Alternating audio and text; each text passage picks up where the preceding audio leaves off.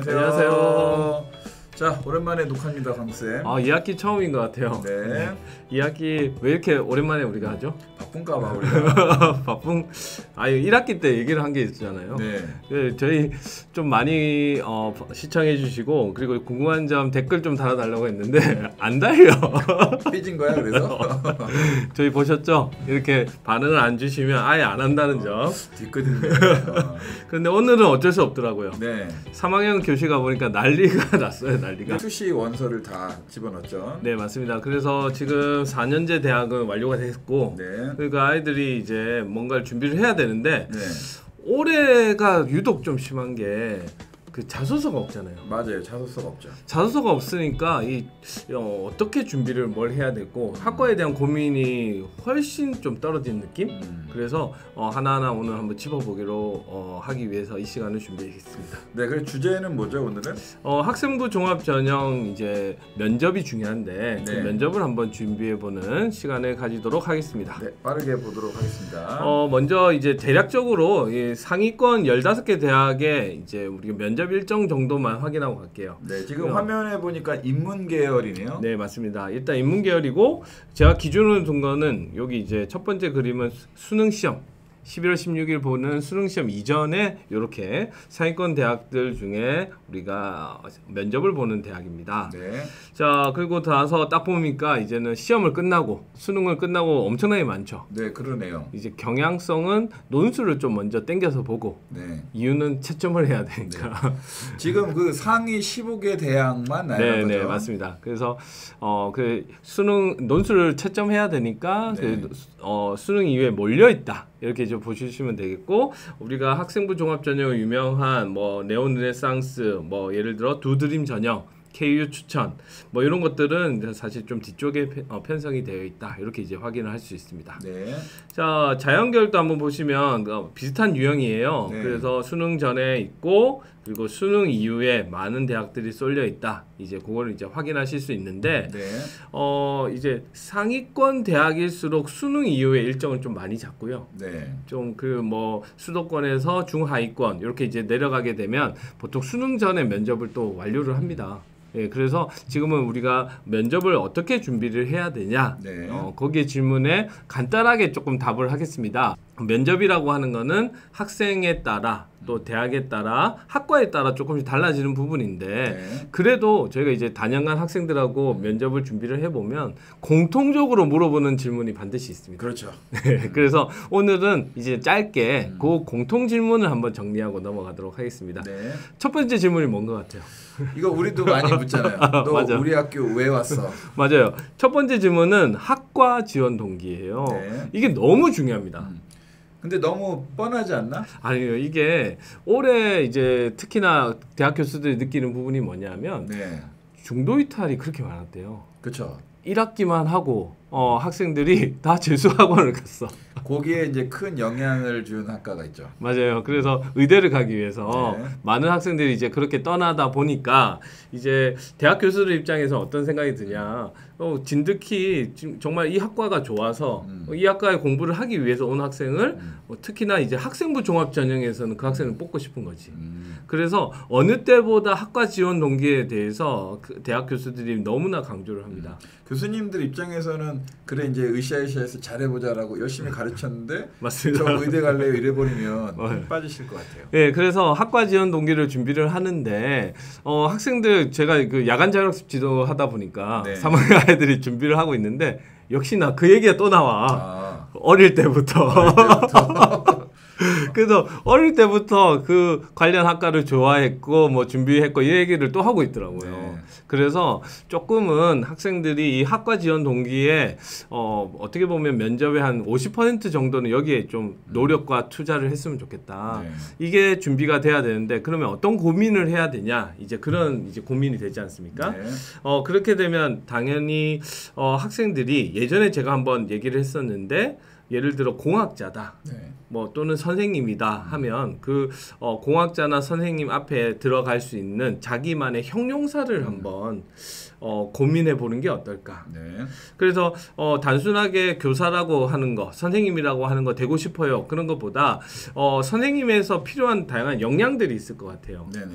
우리가 뭐 학생들과 뭐 또 소통하는 교사, 그렇죠. 아니면 뭐 자기 전공 지식에 대해서 누구보다 알기 쉽게 풀어내갈 수 있는 교사, 이런 다양한 측면들이 있을 건데 그런 측면들을 공부를 한 다음에 내가 여기서는 저는 이런 선생님이 되고 싶어서 뭐 예를 들어 사범대학을 진학하게 되었다 하면 훨씬 더 뭐라고 할까요? 좀 더 그 진솔함이나 이 학과에 대해서 정말 열정을 교수들이 좀 느낄 수 있지 않을까.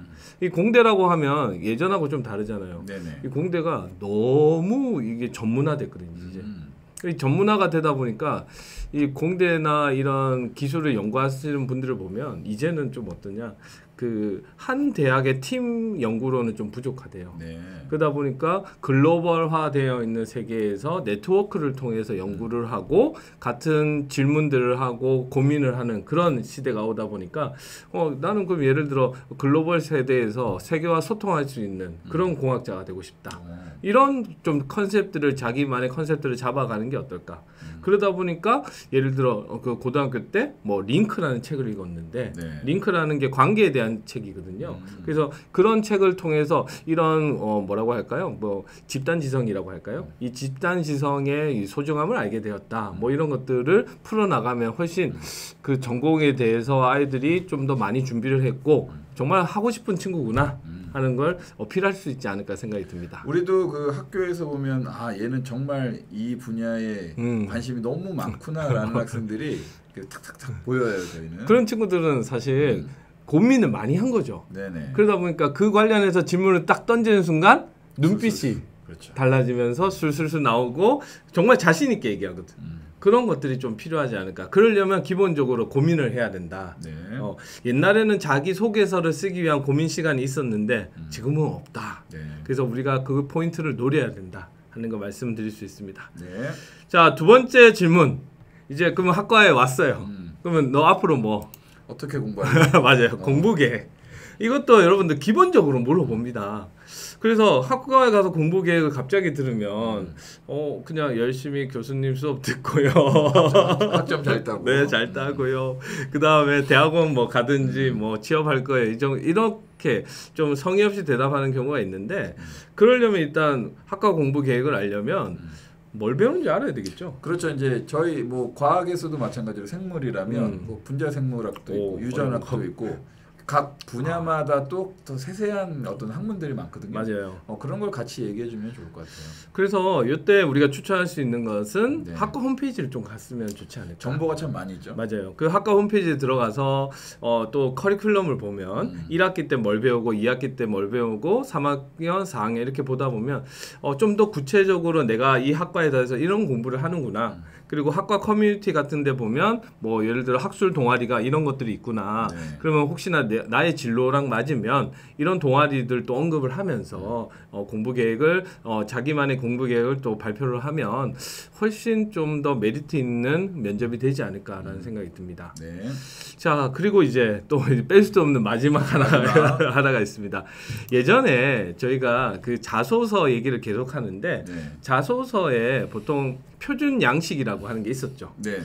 표준 양식에 더불어서 대학 마지막 그 자소서 항목이 대학마다 조금 자율적으로 들어가는 항목이 있었는데 그때 대부분의 대학들이 대학에서 요구했던 게 뭐냐? 이 독서 사항이에요. 독서상. 그래서 네가 고등학교 때 어떤 책을 읽었고 어떤 점이 인상이 있어서 너의 인생에 영향을 줬냐? 이런 도서 목록을 항상 요구를 했었는데 이게 면접에서도 이거 거의 100%예요. 그래서 이게 준비가 안 되면 당연히 대답을 못하는 부분이거든요. 그 우리가 이제 책도 학생들이랑 얘기하면 너 무슨 책 읽었어? 근데 이제 학생들이 이제 정말 얘는 이거 어떤 깊이도 있고 철학도 담겨 있고 이런 책이면 교수님들이 되게 이제 좋아할 것 같아요. 맞아요. 그래서 요즘 같은 경우에 저희가 독서사항을 대학에 제출을 못하니까 네. 선생님들이 뭐 수행평가나 이런 특기사항에다가 이제 적어주고 계시는데 네. 그래서 혹시 생기부를 확인했을 때 그런 도서가 있으면 예전에 했던 거면 또 기억이 안 날 수 있거든요. 그렇죠. 그러니까 한번 리바이드를 할 필요가 있고 또 간략하게 내용을 한번 정리해 보는 것도 좋을 것 같고 그래서 기본적으로 우리가 한 3권 정도는 대답할 수 있게 준비를 하는 게 좋지 않을까 네. 라는 생각이 들어서 보통 공통 질문이라고 하면 이 3가지 그리고 이제 추후에는 이제 이게 면접의 방법에 따라 다른데 자기소개서를 이제 없는 상황에서 학교생활 기록부 내용을 확인하는 면접이 있습니다. 그때는 이제 학교생활 기록부 내용을 좀 확인할 필요가 있고 또는 뭐 연고대 같은 경우에는 제시문 면접이 있죠. 네. 그래서 제시문 면접에 대해서 이런 항목들은 다음 시간 또 끊어서 한번 더 진행을 하도록 하겠습니다. 네, 좋네요. 네. 네, 그러면 오늘은 좀 짧긴 했는데 다음 달부터 학생들이 이제 면접을 아까 보니까 시작을 하더라고요. 요거 오늘 준비한 요 3가지에 대해서는 아마 잘 준비를 해두면 좋을 것 같아요. 자, 오늘은 짧게 이렇게까지만 전달하겠습니다. 자, 다음에 다시 안녕. 자, 다음에 다시 만나도록 하겠습니다. 안녕.